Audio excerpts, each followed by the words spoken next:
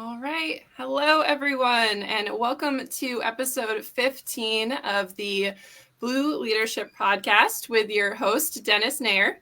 Dennis is a 26-year law enforcement veteran and retired chief from the state of New York. He's also a proud graduate of the 240th session of the FBI National Academy and the 61st session of the FBI LEDA Command Institute. The Blue Leadership Podcast is brought to you by the nationally ranked Master of Science in Law Enforcement and Public Safety Leadership Program at the University of San Diego. You can learn more about the LEPSL program at criminaljustice.sandiego.edu. And with that, I'll kick things over to your host to introduce our featured guest. Thank you. Sarah, thank you. Great to be here. And episode 15, we're just moving along, almost closing in on 1 year. And today's guest, I'm super happy to have him, is Captain Ben Kelso of the San Diego Police Department. Captain Kelso has over 30 years of policing. He's served in all ranks and all capacities. He's an instructor in the Law Enforcement and Public Safety Leadership Program at the University of San Diego. He holds master's degrees in liberal studies and professional studies. A ton of things I can go on further. But without further ado, I just want to say, Captain Kelso, thank you for being here and welcome. Thank you for having me, Dennis. This is great. I just learned that this is live, so hello, everybody. I thought it was going to be recorded, but I'm looking forward to it. It's good to actually be able to talk about this program and what it has brought to our community and law enforcement. Yeah, and the great thing about even going live is the guests here are all very polished law enforcement executives, so always on the fly. They can run a podcast and do fine as if it were recorded. So, again, I'm going to jump right into it. And just one of the things we said is that you are an instructor within the Master in Law Enforcement and Public Safety Leadership Program at USD. But what's even more unique is that you were an instructor from the very, very beginning. In 2015, you've got to watch the evolution of the program. And now here we are now in 2022. It's gone through several iterations, and it's an amazing program for people who want to advance their careers and excel. Can you just talk a little bit about what you've watched in terms of its growth and evolution? You know, this program was something originally that was kind of branching out into new territory, right? It was a non-traditional based master's program. And I came from, and a lot of other folks come from, a very traditional background with advanced education, and where you have to write big papers and there's a lot of research and those sorts of things. And one of the things that was really interesting about this program was when it originally came into production here, Dr. Fritzvold handpicked all the instructors, right? And I don't know how he got my name, but I got a phone call from him, and he just explained the program and said, "Hey, would you be interested?" And I was teaching at San Diego Community College District at the time, and I thought, wow, USD, this is a major university, and it's going to have a law enforcement-based program. Count me in, right? And I will tell you, originally, I think I was the first San Diego PD instructor in the program, and there was only a handful at the time. And then suddenly, as it grew and it got out across the country, more and more instructors came in. And what has been unique about this is watching this program develop from its infancy to where it is now. And watch the changes. It's continued to be cutting edge. It has continued to push limits and really change the landscape of how higher education is done, with it being 100% virtual. Seeing international students come into the program has been interesting and unique, and we've been able to really reach a lot of people and bring this education to them about leadership, in particular in law enforcement. And I think that was something that was lacking in traditional criminal justice programs, because those programs were more about criminology itself, and trying to understand how that worked, but it didn't really apply to law enforcement like this LEPSL program has. So I'm very pleased to have been a part of it from the beginning, and I want to continue with it. Yeah, and I agree. And I'm kind of interesting in that I went through the program as a student and now have the honor of teaching as a faculty member. And I always thought, and while I was going through it, I was still in active law enforcement as a police chief, and I felt like I had a camera following me because everything we were learning in the program, whether it had to do with budgeting or community engagement or organizational theory and change, whatever it was readily applicable to what I was doing. And it was just uncanny just how relevant everything we were studying was. Yeah. What's really unique too is that I have watched this program adapt to things that were going on nationwide with law enforcement at the time, and have the instructors be able to bring that to the table so that students can take what you just said, current topics in law enforcement, and make an impact in them right away just based on this education. Yeah, and just as we were talking, I was thinking, I remember in the public safety law course, we were learning about like cell site locator informations and the legality constitutionally and search and seizure and Fourth Amendments. And at that same time, in my agency, we were working on a case that involved cell phone records and stuff. And it was like, wow, I just finished studying, or I'm currently studying this very topic. And it's funny, at the beginning, you mentioned Dr. Fritzvold. And for the viewers and listeners, Dr. Fritzvold is the mastermind behind this program. He came up with it from its inception and continues to grow it. And I think that's an honor that he hand-selected you to be part of it right at the beginning. Yeah, I certainly felt honored to be a part of it from the beginning and watch it grow and develop and kind of find itself in terms of what it has to offer, because it has changed. In the beginning, we didn't really know what we had, and everybody was kind of all over the place with what they were doing, and each instructor was different. I believe that I'm learning in this program, which is really unique because I didn't have access to a program. I wish I would have had access to a program like this when I was going through graduate school, but they weren't available. So what I feel like in teaching these courses, and I've taught four different classes over the 7 years, I really feel like I'm learning too from the students, just like they're learning from me. I may be the guy that's grading the papers and doing all those things and adding some things. That is one thing that's a benefit, having been through as an instructor all these courses. So there's nothing new that comes up now when I teach it, right? So my goal is just to get students to kind of broaden their horizons, their mindsets. Have you thought about this? Have you considered this?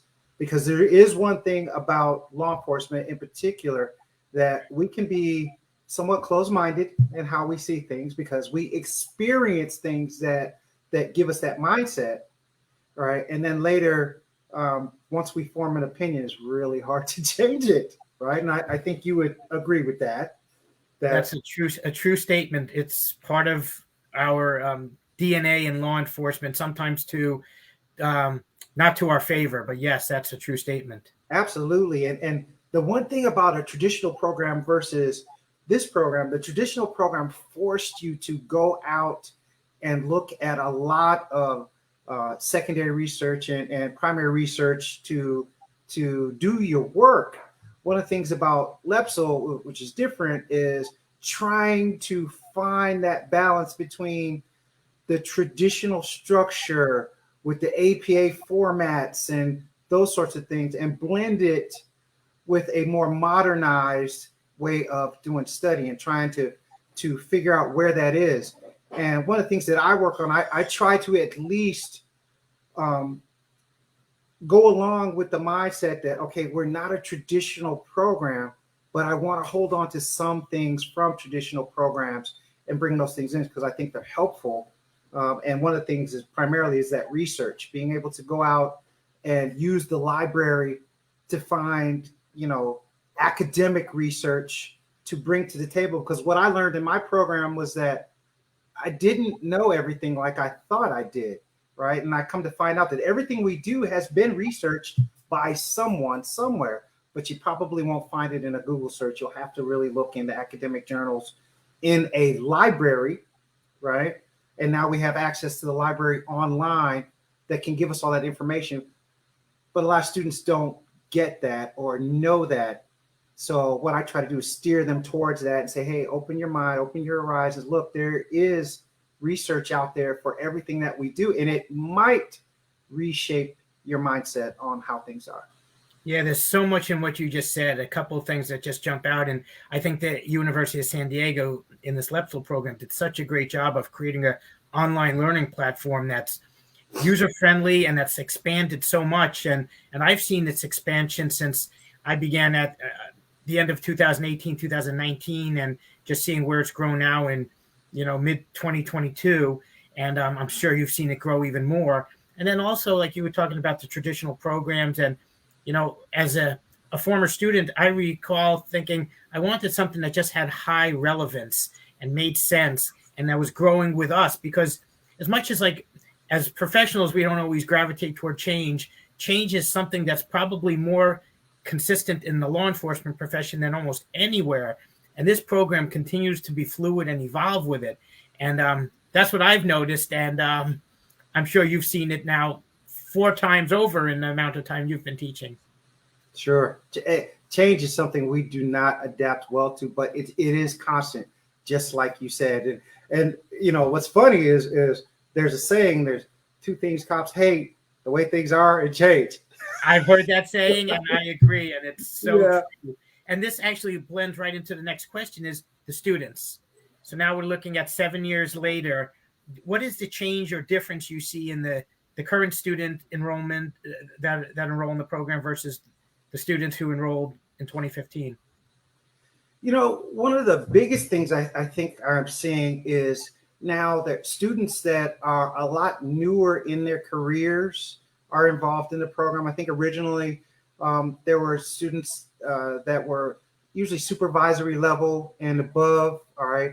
I have seen there were former chiefs in the program and things like that. And now we're finding a lot of line level folks that are coming into the program. And what's really interesting is folks that aren't necessarily involved in the enforcement end, right? Seeing, professional staff and admin staff and folks from different federal agencies that may not necessarily be enforcement based, but they're in the program, and then trying to adapt the modules to their assignments and their work. There's dispatchers and, TSA officer. That was a really unique one, to have a student from the TSA in one of my classes and how do we take these lessons and apply it to them? And the students find a way, which is really interesting. They find a way to make it happen and get it done. And they walk away with a really broad-based education that they can use in their agency. Yeah, and the amazing thing is the discussion boards, and that's such an integral part for those who may be interested in the program and they're watching this podcast. Those discussion boards are part of every learning module, and the students answer a prompt. And it's amazing, kind of piggybacking off what you just said, the different perspectives you get on the same prompt, but based on the person's experiences or the organization in which they work.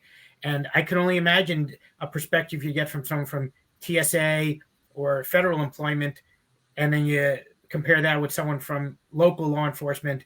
What a varying breadth of knowledge comes forth. Absolutely. We have some students that are campus officers, not necessarily police, but like campus security. It's law enforcement related, and they bring all those perspectives to the table.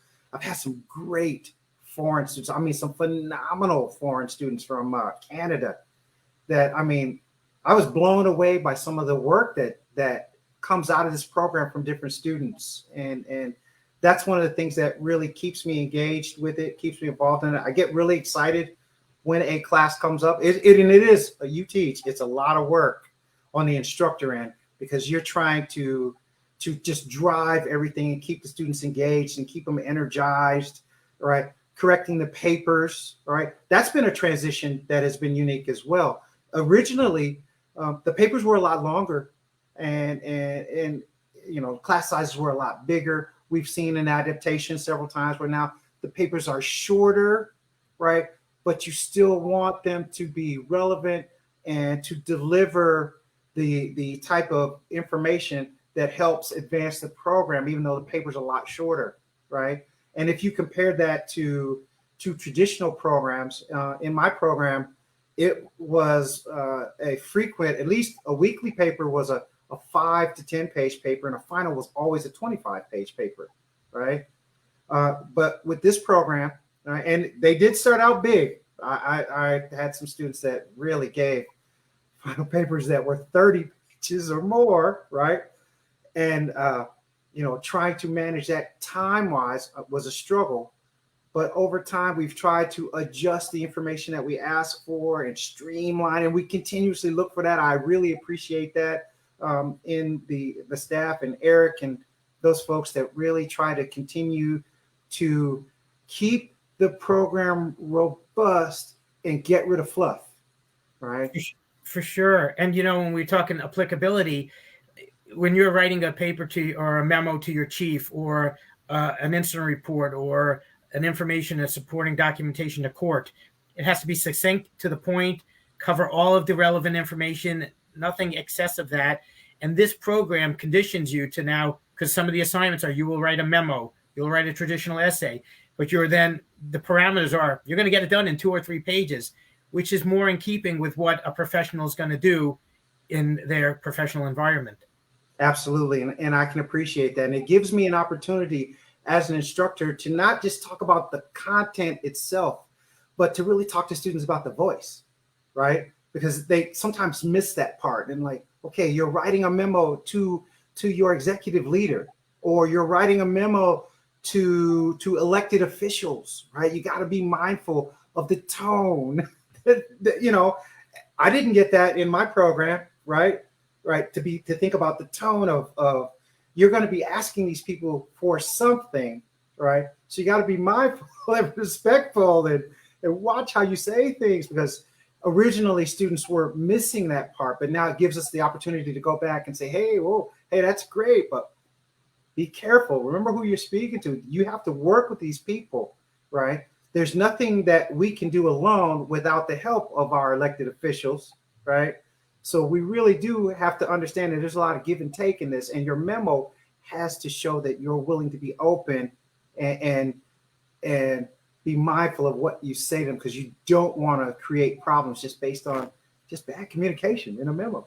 Completely agree. And my philosophy is, if the one key skill that a student leaves this program with is an ability to write well, then we've done our job, because really that's the way they express themselves, the way they're viewed. Even if it's something that in a large agency, the chief doesn't really know them directly, or maybe, it's a busy court system, or that is a reflection of who they are. And if we at the University of San Diego in LEPSL can create really good quality writers, then we're doing a really good job. Not even mentioning all the new information that they're learning. Absolutely. I mean, that goes along with law enforcement in general. You're always remembered by what you write. Correct. So the type of reports, the type of arrest reports, if you are not well adept at writing arrest reports, that goes all through your organization, right? And by the same token, it's that way here in the LEPSL program. And perfect way to segue into student stories, success stories that come to mind. Can you think of any from, now, because of obviously social media is so prevalent, and we're on Facebook and YouTube, and it's great when I see this graduate at a program is now the deputy chief or the chief of an agency, or you just see the acceleration in their careers. Are there any that stand out to you? There's quite a few. I really like to see students that suddenly they were a student, and then next thing you know, hey, they're an instructor too. They're helping to teach the class. That's great. I think Chief Eddie Brock up in Arvin was someone, because I knew him. I know him personally, right? And to watch him come through this program, I want to say he was 2016. He was a 2016 graduate, and then he left his local agency here to become a chief up in Central California. That's outstanding. And that's another testimony to the LEPSL program. And I'm glad that the program actually commemorates those students that come through the program and they move on through the ranks and become executive level officers at different agencies. And that's instant marketing ability to talk about the strength of the program just in that itself. For sure. And Dr. Fritzvall and I have spoken about this, just the value of maintaining the value, the standards and integrity, because now when you have those letters LEPSL, MS-LEPSL after your name, it means something. And now everyone who goes through the program, when they earn that distinction, it's definitely going to carry weight throughout their career trajectory. Absolutely. Absolutely. What's funny is watching, and it's not just those folks that are on the enforcement end, but just like I said before, watching folks that are involved in the program from the civilian, the professional sector, they are moving up in their programs as well. And like I said, that's a strong testament to this master's program at USD. For sure. And perfect way to switch gears altogether and go back into your background. You have extensive background and skills in community policing, community engagement, relational policing, relationship building, and obviously, in the specific fields of patrol operations and investigations. But I really want to focus on that relational policing. And I just would like to hear from you so the viewers and listeners can understand what you and I know as why that is so valuable. And if you can just share your thoughts about that topic. One of the things that this program offered, and it was the first class that I taught, was the community engagement course, right? And community engagement has always kind of been a foreign subject, real touchy-feely. There was a lot of resistance to it in the beginning, even from the students, because remember, we were all about enforcement. Hey, we want to lock people up, we want to drive fast, put people in jail. That's what we want to do as officers, especially early on in your career. But as you move higher in the ranks, you start to realize that it's not all about that, right? There's a lot of other things that go into play. And when you start talking about relationship building, in law enforcement in particular, one of the things that has created a lot of difficulty is not having that community trust, right? Because we do a lot of things in law enforcement that is disruptive in the name of doing well and protecting our communities. We remove people, right? And that isn't always pretty, right? And what it does is it creates some trauma on the back end in our communities. And one of the things that relationship building does, it helps bridge that gap. It helps make it so that the divide doesn't continue to grow, right? And in teaching the class, people thought it was all about, or at least originally, it's about having coffee with a cop and touchy-feely things. And no, community engagement can be as simple as saying hello to people when you see them on the street and normalizing your presence so that it doesn't feel like when police are around, it's because somebody's in trouble. It's because there's a problem, right? People want to see you as a part of their community and not something apart from the community. And I got that as a child from an officer who worked in my community, all right? And he worked the foot beat in our community, and he was there, coaching our football team and our basketball team, and we saw him every day, right? So it wasn't like if you got in trouble, you were going to be able to run from him because he knew you and he knew your whole family, he knew all your relatives, knew everybody you hung out with. So there's no running from that guy, right? But that guy made his presence normal. You also weren't afraid of him. You respected him, right? But he made his presence normal just by being there, not doing any sort of enforcement action. And I think sometimes the way law enforcement has developed to do more of a mobilized sort of patrol element, right? So people see us in passing, they know us by the cars, but they don't necessarily know the people inside the cars, right? We've gotten away from that because I think we've really just changed how we do patrol altogether. And particularly in San Diego, when we went away from our beat emphasis. And other departments still probably have that, where one officer works a beat and he's assigned to that area, and you know that when you call, you're going to get that one person. But we have a service area concept now where there'll be 3 or 4 officers patrolling a lot larger of an area. And in doing that, it doesn't give you the time to actually get out and engage the people one-on-one like an officer would do if they were on foot. So what I try to do is remember to engage people in that manner, to talk to them when I see them, to greet people when I see them, right?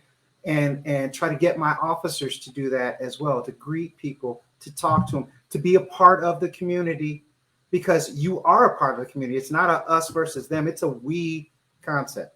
I agree. And I'm just, we could talk about this topic literally for hours, because everything you said is so on point. And the time to build relationships is not when there's a problem or a crisis. It's well in advance of that, so people know you and the stakeholders can reach out. Captain Kelso, we need to talk. And you've already established that relationship. And it's funny when people ask, what parts of the profession do I miss now that I'm retired? It's really that relationship building and that saying hi to someone when I'm getting a cup of coffee, or just walking out of the building and waving and saying, how's your day going? And just building that rapport and connection between the agency and the community. And if we're looking at everything that we're talking about, it goes back to Robert Peel in 1829. He put out his Peelian principles, and the police are the public are the police. And, we can keep growing, I think, as an organism, as a profession, with new technologies and new ways to work smarter, not harder. But if we pull away from that main concept, then we're going to be losing. And if we look at those pillars, those 6 pillars of professional 21st century policing, building legitimacy and trust is where it's all, the foundation exists. And everything you just said is so foundational and so valuable. Yeah, you automatically show up when there is a problem. You come in with there already being some trust established. At least we're going to be able to have communication and dialogue about the event. We may not agree on the outcome, right? We may not agree on how things transpired, but we're willing to listen to one another. We're willing to talk to one another, And what's funny is, and I say this all the time, even on my own agency, one of the biggest things we compare law enforcement to is obviously to the military, right? And our structure in policing is a paramilitary organization. And one of the things we tend to think of ourselves as sometimes is we think of ourselves as generals, right? But generals are designed to fight wars. It's diplomats that actually solve them, right? And what we need to get back to is diplomacy, right? And not everybody has it. Not everyone can be a diplomat. There's some people that are just generals, and we need them. We need generals, right? But we cannot forget about the importance of diplomats, because it's diplomats that end wars. Agreed. And if we don't have the trust and support of the communities we serve, numbers, statistics, quantitative data, that's secondary. It's so basic what we need to do. And like, I think you just really summed it up in diplomacy, establishing those relationships and getting to know not just Captain Kelso. Hey, we're going to call Ben, and he's going to be and honest. that's what really happens. That's what really happens. It doesn't matter where I work. I'm still going to get those phone calls from folks when they got problems. Sometimes they got questions, right? And, I try to at least explain it to them why something happens. They don't have to agree with it, right? But they're willing to listen to me, and they walk away with a greater understanding. Yeah, and for sure, not only by your rank and your status in your agency, but it's clear that you're a mentor to all the new officers that come in. And I think that's great in that they're going to learn the value of establishing those relationships and being known. And even if you don't have that, you're mobilized now, you don't have that specific beat system, that they're going to work toward making a positive impact on holding the door for someone or being kind to someone when they respond to a call for service. And that's what's going to, be put money in the bank or build that reservoir of trust. Absolutely. Just simply apologizing sometimes for the way a person received a contact, a communication, right? Just stop and taking the time to say, hey, I didn't mean that the way it came out, and of course, after a situation has really calmed down and you have control of it, but circling back to person saying, hey, sorry that happened. You be amazed how much saying I'm sorry carries over everything. It really puts a lot of stuff down. Hey, I'm sorry. I'm sorry that happened. I won't do that again. Right. And people are happy and they walk away. Okay, it's good. Yeah, it just creates that, hey, it's not an us versus them. It's a human person with human foibles, and they're willing to admit it. And I think it just knocks down a bunch of barriers right then and there. Yeah.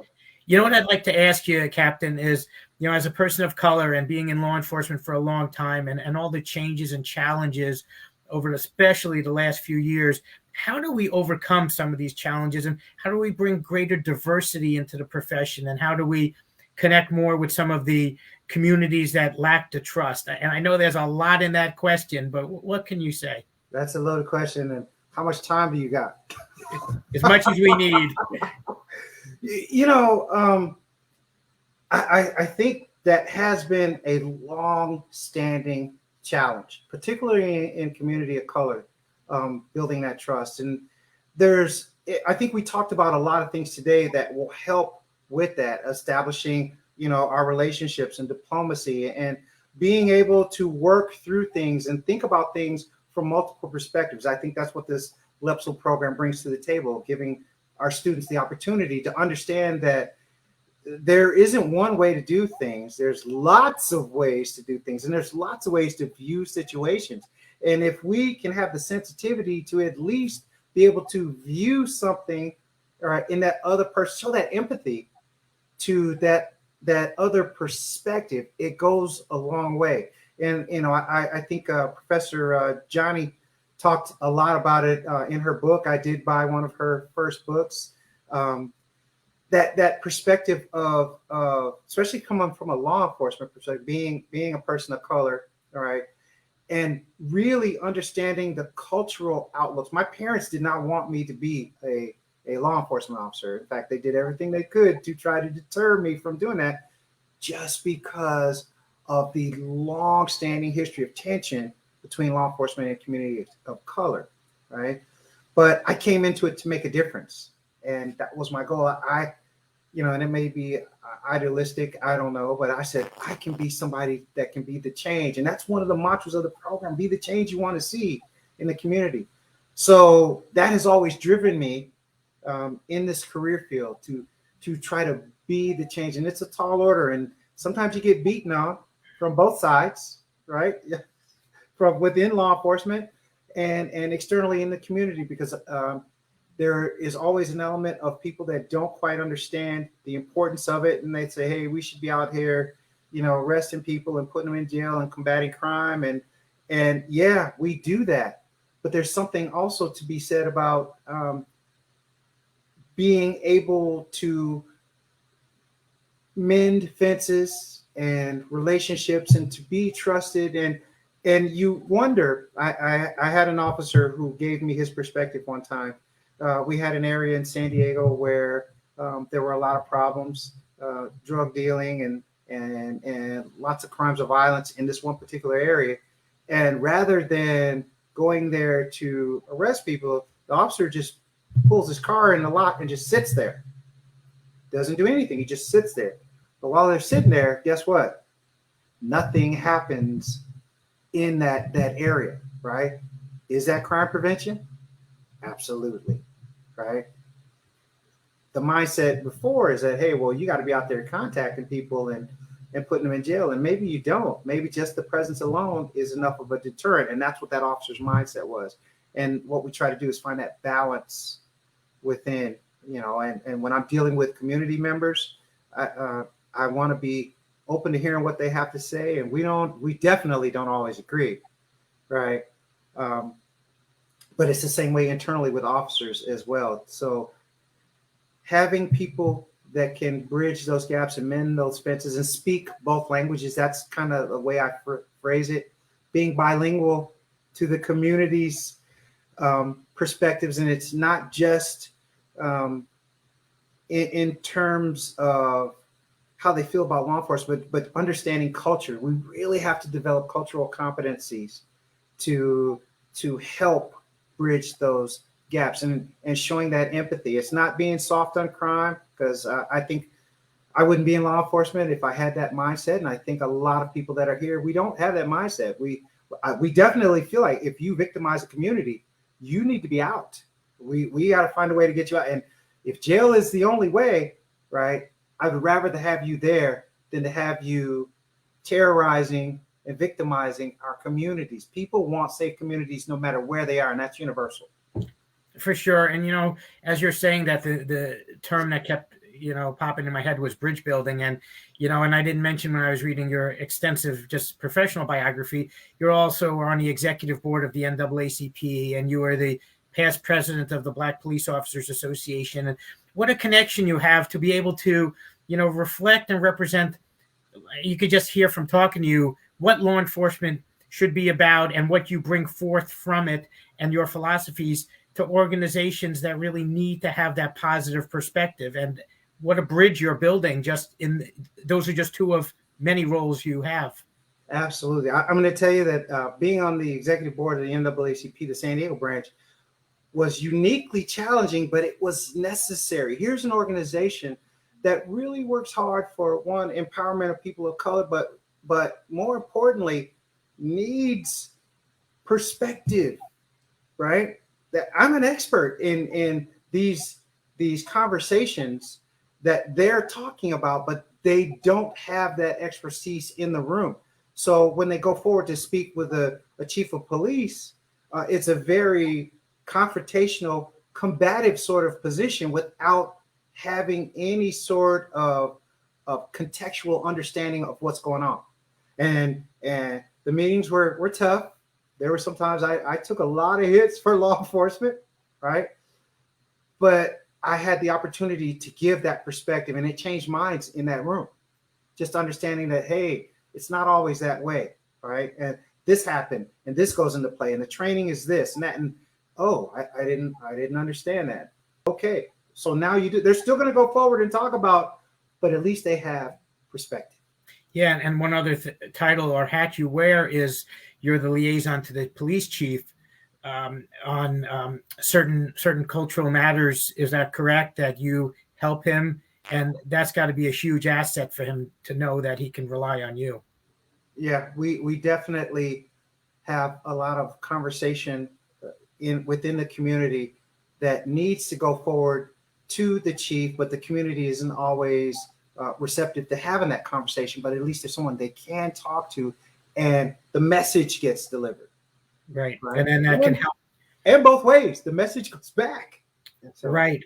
And that can help him shape policies and help those who when you provide that message, understand why something's done a certain way. And I just think that's the way that trust is built, and that walls start to be eroded that are prohibiting progress.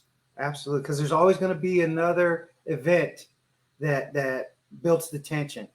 And at least when you have people behind the scenes that can have, and I'm going to use a phrase, back channel conversation about things, you'd be amazed how much back channel conversation calms things down. Without a doubt. And you and I can talk for quite a long time on this. And we've really covered so much about where the LEPSL program's gone, what it does, how it builds students and leaders, and, and just some of the challenges in current day policing, and then, trying to build bridges with communities of color and those who don't trust police, and how we change that. And, one of the final areas that I really wanted to cover was just how can you connect the value of higher education in like its aggregate, in terms of maybe someone looks at it, well, this is going to be good to help accelerate their career. Maybe it's something for retirement.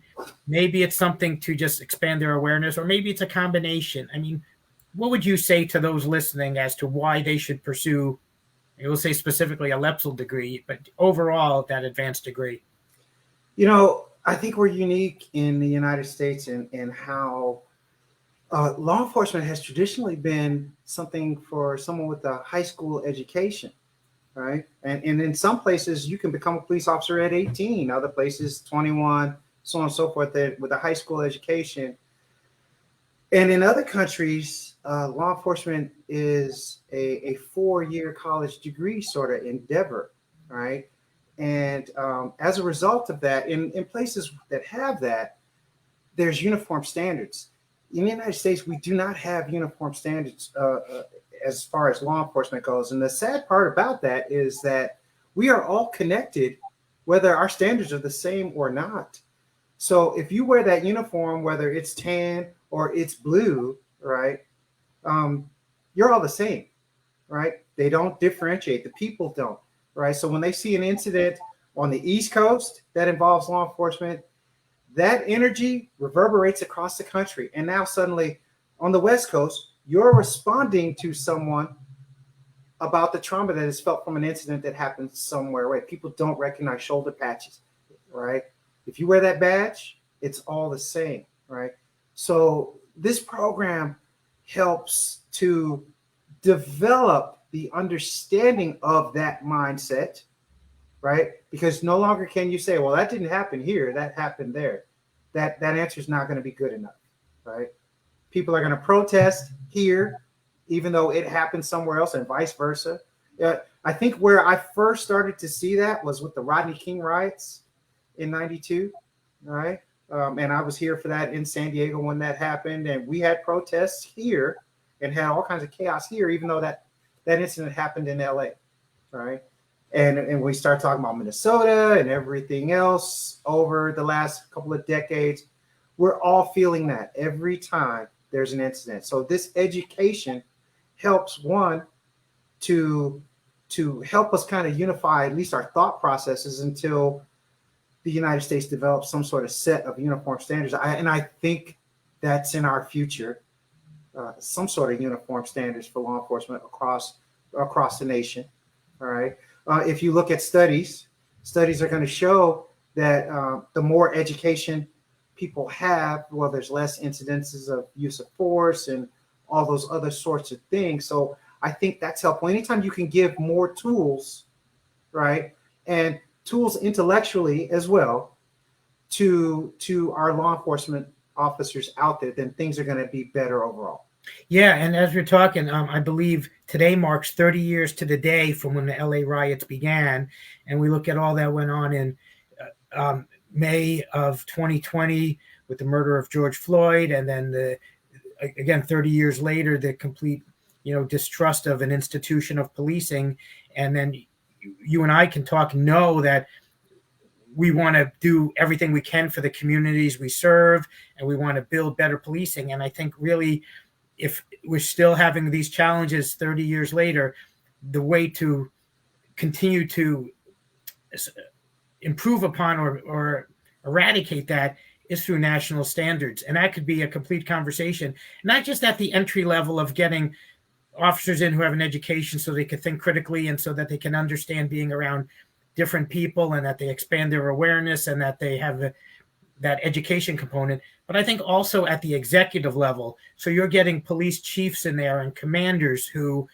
are very broad in their thinking, and they want to understand cultural competency and implicit bias, and they want to make sure that they're only hiring people that will be reflective of the best that the policing profession has to offer.